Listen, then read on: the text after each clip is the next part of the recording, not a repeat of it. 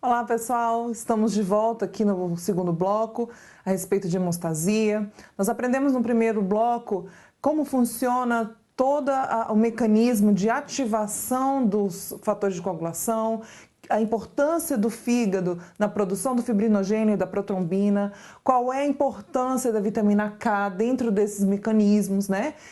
Que é extremamente importante para que tenha, né, substâncias, que tenha essas proteínas em quantidade suficiente para que possa acontecer o processo de coagulação sanguínea. Outra coisa extremamente importante também é que os exames de coagulação também podem ser utilizados para o monitoramento hepático, já que se o fígado ele é responsável para produzir o fibrinogênio e a protrombina, claro que eu posso utilizar esses exames para fazer o acompanhamento, o monitoramento hepático. E aí, agora nesse segundo bloco, a gente vai falar um pouquinho mais sobre a via intrínseca e a via extrínseca. Tenho certeza que você já foi lá, tomou seu cafezinho, já sentou aí, né, com o seu papel e caneta para a gente anotar tudo direitinho, para que a gente consiga memorizar isso daqui e não ter problema na hora de fazer a prova do concurso. Vamos lá? Então, nós vimos que a via extrínseca, ela é ativada pelo fator 7. O fator 7, ele por sua vez, ele é originado da via extrínseca. A via extrínseca é o que vem de fora. Se é o que vem de fora, é o que? O rompimento do vaso sanguíneo, que eu tenho então o fator tissular ou fator tecidual. Uma vez que eu tenho a liberação desse colágeno aqui, eu tenho imediatamente a ativação, esse A pequenininho aqui, significa que esse fator foi ativado. Então, eu tenho a ativação do fator 7. Então, se cair na prova do seu concurso, qual é o fator da coagulação que é ativado na via extrínseca? Fator 7. Ativado por quem? Pelo colágeno. Tranquilo? Vamos continuar aqui. Então, uma vez que lá na via extrínseca o meu fator 7 é ativado, ele vai ativar o fator 10, que está circulante também na corrente sanguínea, tá? E esse meu fator 10, ele vai atuar aqui, ó, na conversão da protrombina em trombina. E aí, a gente para por aqui no que diz respeito à via extrínseca, porque quando eu tenho a transformação, a ativação a conversão, a clivagem da protrombina em trombina, essa trombina vai ativar a cascata da coagulação pela sua via intrínseca. Então, vem aqui a trombina, ativa o fator 12, tá? E por conseguinte, vai ativar o fator 11, o fator 9 e o fator 8. A trombina também vai agir na ativação do fator 8 e também na ativação do fator 5. Então, anota aí, a trombina, ela vai exercer diversas funções. Então, ela vai ativar o fator 12, vai ativar o fator 8, vai ativar o fator 5, vai ativar o fator 5 e ela também vai auxiliar na clivagem do fibrinogênio em fibrina. E depois dessa fibrina formada, ela também vai ajudar na estabilização, no fortalecimento dessa fibrina, que é o nosso primeiro fator, tá? Que é o nosso fator 1 ativado, que é o fibrinogênio, tá? Então, aqui nessa cascata, é importante sabermos, primeiramente, o seguinte: o fator 7, ele vem, ativa o fator 10, e o fator 10 vai transformar a protrombina em trombina, que vai transformar o fibrinogênio em fibrina, para a formação do coágulo. Uma vez que essa trombina, ela passa, quando essa trombina passa a existir, ela vai o quê? Ativar a via intrínseca por meio do fator 12. E aqui Dentro do fator 12 vai existir uma diversidade de cascata, vai ativar o fator 11, o fator 9, o fator 8. E aqui eles vão encontrar, eu tenho a via comum, eles vão se encontrar. Qual é o fator da via comum? Ativação do fator 10. Então, eu tenho a ativação do fator 7 da via intrínseca, do fator 12 da via extrínseca, e os dois se encontram lá embaixo no fator 10. Ambos ativam o fator 10. Então, uma vez que o fator 10 é ativado, a gente tem aqui a conversão do fator 5, né? Ativação do fator 5, e aí o fator 5 aqui presente vai converter o fibrinogênio em fibrina, promovendo então o coágulo. A gente tem aqui o fator 13. O fator 13 ativado nada mais é que justamente depois da fibrina produzida, sintetizada, né? Aquelas cadeias, as fibras de fibrina existentes ali, elas precisam de uma estabilidade, elas precisam ser fortalecidas. Então, esse fator 13 ativado pela trombina vai fortalecer essa fibrina, promovendo o coágulo, tá? Então, a gente precisa entender aqui, nesse processo da coagulação, eu fiz um resuminho aqui para vocês do seguinte. Então, eu tenho aqui a via intrínseca ativada pelo fator 12, a via extrínseca é ativada pelo fator 7, o fator 12 vai ativar o fator 11, o fator 9 e o fator 8. É importante sabermos a importância do fator 8 no processo da coagulação, e principalmente em prova de concurso. O fator 8 é o fator mais importante na via intrínseca, no que diz respeito à investigação das hemofilias e da doença de von Willebrand. Então, eu tenho aqui o fator 8 como o ácido principal da via intrínseca. Então, quando a gente tem algum distúrbio da coagulação que envolva o fator 8, a gente vai pensar imediatamente em von Willebrand e nas hemofilias. E o que é o fator de von Willebrand? Qual a importância dele? A gente vai, eu coloquei aqui, né? Que o teste de triagem para fator de von Willebrand vai ser o TTPA.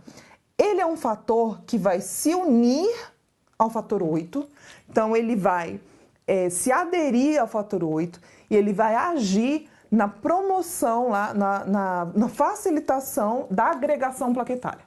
Então, ele vai induzir a agregação plaquetária, tá? Então, se eu não tenho o fator de von Willebrand, eu vou ter uma dificuldade de promover a agregação plaquetária. Então, eu posso ter uma contagem normal de plaquetas e ter uma doença de von Willebrand. Como é que a gente sabe? Fazendo a dosagem desse fator. O exame que pode dar alterado para pesquisa de hemofilias e da doença de von Willebrand é justamente o tempo de tromboplastina parcial ativada, ou TTPA. Então, esse examezinho vai avaliar a via intrínseca. O tempo normal da formação do coágulo da via intrínseca é de 24 a 40 segundos. A via extrínseca, uma vez meu fator 7 ativado, ambos vão se encontrar aqui no fator 10. O fator 10 vai ativar aqui o meu fator 5 e o meu fator 5 vai converter a protrombina em trombina, tá? Essa via extrínseca, ela vai agir primeiro por conta da lesão externa. Então, ela vai promover a formação da trombina primeiramente, e aí a trombina presente na circulação sanguínea vai lá e ativa o fator 12. Para avaliar a via extrínseca, a gente vai ter o tempo da protrombina. Ela vai avaliar a conversão da protrombina em trombina, que é geralmente aos tempos normais de 10 a 15 segundos.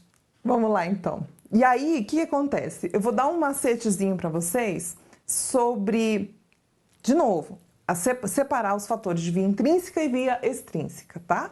Então, vamos lá. Na via intrínseca, é o que vem dentro. Nós vamos ter, então, a ativação do fator 12. Quem é que ativa o fator 12? Trombina. Que veio de onde essa trombina? Da via extrínseca. Quem é o fator da via extrínseca? É o fator 7. Quem foi que ativou o fator 7? A lesão tecidual. O colágeno são aqueles mediadores químicos que ficam lá no vaso sanguíneo, né? Lá no tecido, né? A presença do colágeno no tecido, desculpa. E aí eu tenho então a ativação do fator 7. E quando eu tenho a ativação do fator 7, na via extrínseca, eu tenho a ativação do fator 10. Quem é que também vai ativar o fator 10? A minha via intrínseca também vai chegar e ativar o fator 10. Qual é o fator ligado às hemofilias e à doença de von Willebrand? Fator 8. Qual é a importância do fator 8? O fator 8 ele vai ajudar com o fator de von Willebrand agregado ali, né, acoplado a esse fator, ele vai promover, vai induzir a agregação plaquetária. Sem esse fator de von Willebrand, a gente vai ter uma agregação plaquetária deficiente. E aí eu tenho então aqui a importância do fator 12, que é o fator que ativa a cascata da via intrínseca, e o fator 8, ele é importante por causa das hemofilias e o fator de von Willebrand, tá? As duas vias vão se encontrar, então, na via comum por meio do fator 10. Metade de 10, 5. Então, só 10 e 5 os fatores de via comum, não tem mais, tá? Então, para a gente gravar e ficar tranquilo, a gente faz isso. Fator 10 e 5 estão na via comum. Ativando o fator 5, eu tenho a conversão da protrombina em trombina. Aqui nesse finalzinho aqui, nós vamos fazer assim, ó. Fator 10 converte em fator 5, o fator 5 ativa protrombina em trombina e a trombina vai ativar o fibrinogênio em fibrina e essa trombina vai fortalecer essas fibras de fibrina por meio do fator 13. Ok? E aí vem a perguntinha, por que você precisa entender hemostasia? Para entender todo esse mecanismo dessa cascata da coagulação e para a gente falar um pouquinho aqui sobre a hemostasia em bancos de sangue, tá? Então, um dos critérios que é utilizado lá no banco de sangue, por exemplo, é a avaliação de presença de coágulos. Se existe coágulo, existiu, então, o consumo dos fatores da coagulação. Então, por exemplo, quando a pessoa precisa fazer um transplante porque ela não tem os fatores da coagulação, ela tem deficiência desses fatores da coagulação, ela precisa receber isso por meio por meio de uma transfusão sanguínea. E essa transfusão sanguínea, esse plasma, tem que estar rico desses fatores. Se houve presença de coágulo na bolsa, significa que esses fatores foram consumidos. Então, essa pessoa não pode receber essa transfusão, tá? Então, é extremamente importante a gente entender como funciona esse mecanismo, né? Porque a gente sabe que não pode transfundir um paciente se existe presença de coágulo porque os fatores foram consumidos. Outra coisa, aqui, ó. Isso aqui é a rede de fibrina no sangue, né? Então, se eu tenho aqui a formação de fibrina, que é esse gelzinho aqui, nada mais é... Isso aqui tudo é proteína. É a rede de fibrina. E um jeito interessante de ilustrar é isso daqui, ó. Essa rede de fibrina abraça as células, né? E com a presença da trombina e do fator 13, ele vai fortalecer e não vai deixar dissolver esse coágulo. Só depois, quando entrar outros agentes, né, que vão dissolver esse coágulo, mas isso daí é um assunto para o próximo bloco, que a gente vai falar sobre fibrinólise, que é a dissolução desses coágulos, tá? Mas, por hora, a gente vai ficar nesse conceito da coagulação mesmo. Então, se houve o consumo dos fatores da coagulação, eu não posso, então, fazer essa transfusão desse material. Então, vamos lá. Quais são as indicações básicas para as transfusões, né?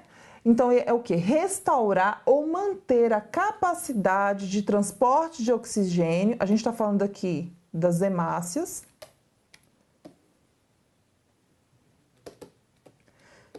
O volume sanguíneo e a hemostasia, tá? Então, são esses três os 3 motivos que são indicados a transfusão, tá? E para a hemostasia, nós vamos entrar aqui com plasma fresco congelado. O plasma constitui a porção líquida do sangue, né?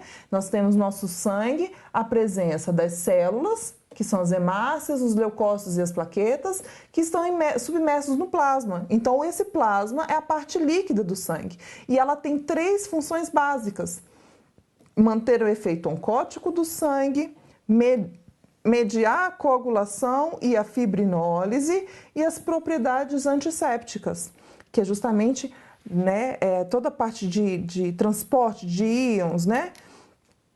Deficiência de um único fator de coagulação, deficiência de múltiplos fatores de coagulação, que é a insuficiência hepática, ela entra aqui, a insuficiência hepática grave, a coagulação intravascular disseminada e transfusão maciça. Então, são essas as 3 situações também que vão provocar a deficiência de fatores múltiplos da coagulação. Então, mais de um fator estando em deficiência no organismo. Outro hemocomponente é o crioprecipitado. Ele é obtido pelo plasma concentrado. Ele contém aproximadamente 50% de fator 8. Então, ele é indicado para quê? Para pacientes hemofílicos, né? 20 a 40% do fibrinogênio. Aqui vão entrar os hepáticos graves,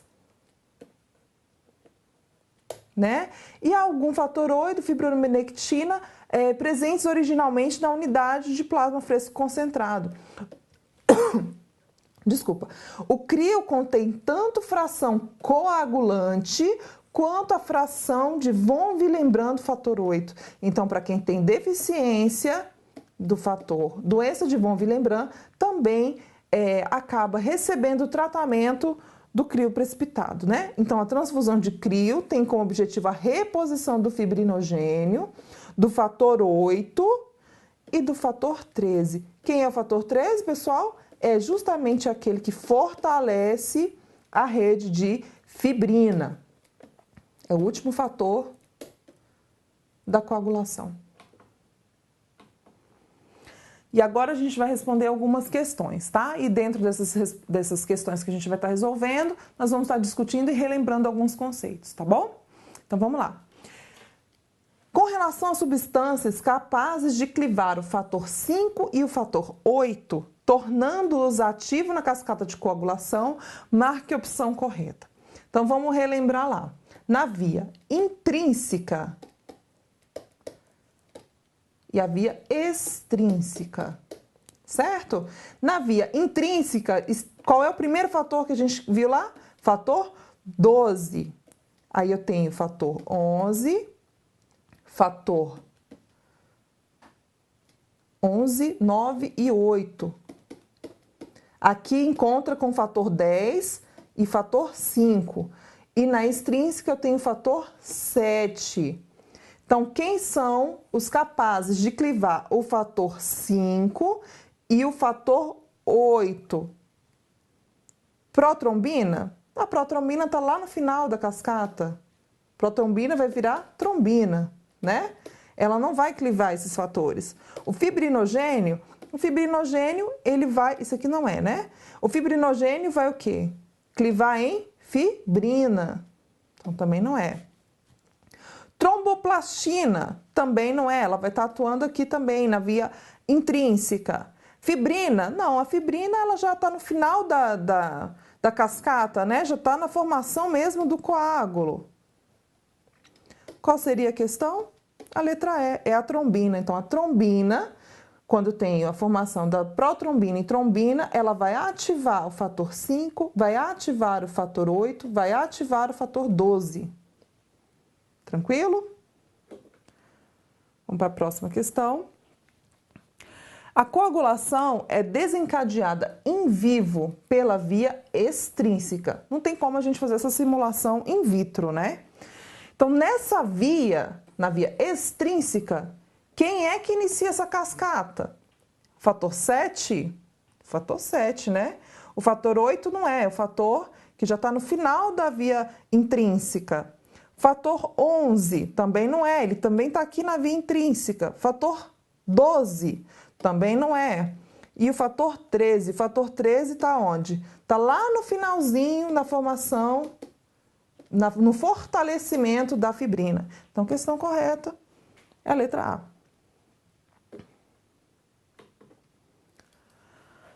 Vamos lá para mais uma. Considerando os aspectos relacionados à hemostasia e coagulação, julgue os itens subsequentes. Os itens subsequentes. Durante a realização do teste para medir o tempo parcial de tromboplastina parcial ativada, é o TTPA, né? É correto adicionar citrato de sódio? O que é o citrato de sódio? Citrato de sódio é um anticoagulante. Então, a gente não pode adicionar um anticoagulante na realização de um teste de coagulação. É justamente o contrário. O citrato de sódio ele é utilizado para a gente coletar a amostra do paciente para realizar os testes da coagulação. Tá bom? Então, essa resposta está errada. Essa alternativa, né, está errada. O uso de medicamentos anticoagulantes pode levar a valores aumentados simultaneamente do TP e do TTPA? Vamos lá. Se eu tenho, então, anticoagulante oral, o que ele vai fazer? Ele vai inibir a formação da trombina, da protrombina em trombina. E aí, por meio do sequestro, tem que tomar muito cuidado, né, com os tipos de medicamentos que são utilizados, né? Os anticoagulantes orais, eles vão agir, dependendo do anticoagulante, ele vai agir em fatores diferentes da coagulação, mas o importante é que quando a gente vai fazer os testes de TP e TTPA, quando existe a não formação, a diminuição da formação do coágulo, do fator 10 para o fator 5, de protrombina para trombina, esse final da via comum, porque ambos os testes vão avaliar também a via comum, né? E aí, na hora de avaliar essa via comum, esses tempos estarão aumentados, porque eles vão aumentar o tempo da coagulação. Então, esse uso de medicamentos anticoagulantes vão elevar, sim, valores simultaneamente aumentados para ambos os testes. Então, essa questão está certa. O tempo de trombina é uma medida direta da ação do fibrinogênio. O que vocês acham? Então, eu tenho aqui a protrombina, que vira trombina. Eu preciso da trombina para converter o fibrinogênio em fibrina?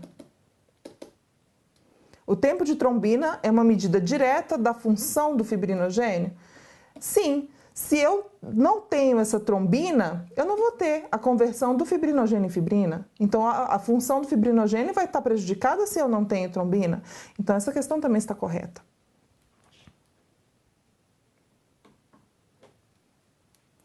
A dosagem dos fatores de coagulação e da contagem das plaquetas determinam se os diversos componentes da hemostasia estão dentro dos limites compatíveis com a coagulação normal. O anticoagulante de escolha utilizado nos estudos dos fatores da coagulação é... Então, qual é o anticoagulante de escolha? Oxalato de cálcio? Gente, oxalato de cálcio é um cristal presente na urina em alguns pacientes, né? Então, não tem nada a ver esse oxalato de cálcio. Citrato de sódio. O citrato de sódio é justamente o anticoagulante ideal para ser utilizado nos estudos da coagulação, porque ele é o que interfere menos nos fatores, ele vai preservar os fatores da coagulação. Preserva os fatores da coagulação e a atividade plaquetária também, os fatores e a atividade plaquetária.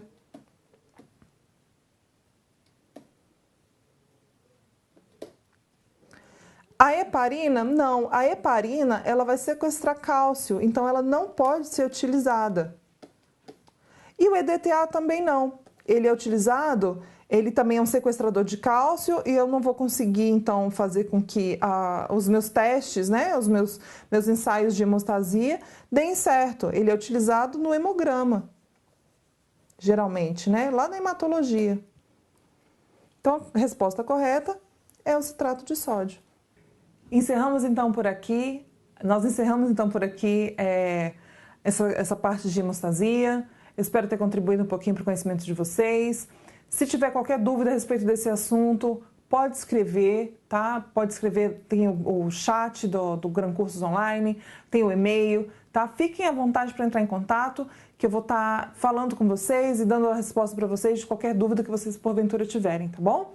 Eu sou a Ana Carolina, aqui direto dos estúdios do Gran Cursos Online, para vocês, ajudando vocês nessa parte de hemostasia, e nós nos vemos nos próximos blocos. Muito obrigada. Boa sorte. Tchau, tchau.